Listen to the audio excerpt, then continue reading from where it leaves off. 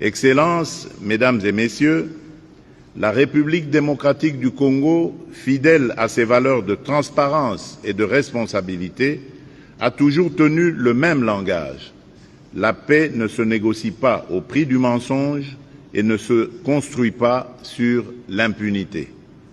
Et aujourd'hui, un développement majeur intervenu récemment vient nous conforter dans cette position.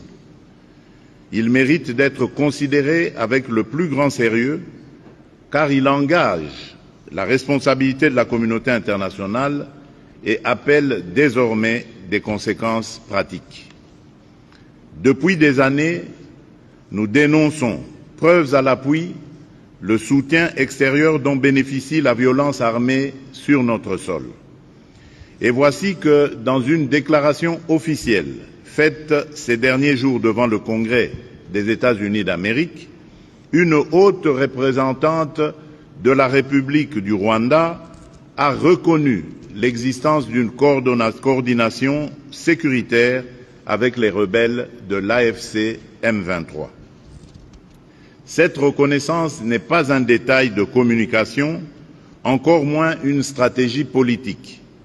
Elle éclaire d'une lumière crue ce que de nombreux rapports et de multiples partenaires relevaient depuis longtemps, c'est-à-dire l'existence d'un appui déterminant à un mouvement armé insurrectionnel opérant sur le territoire souverain de la République démocratique du Congo.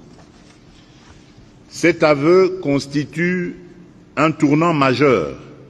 Il réduit l'espace du déni, clarifie les responsabilités et oblige chacun à passer des exhortations aux mécanismes d'exécution, ceux du droit international, ceux des résolutions du Conseil de sécurité et ceux des engagements politiques librement souscrits. Mais permettez-moi d'être parfaitement clair sur ce point.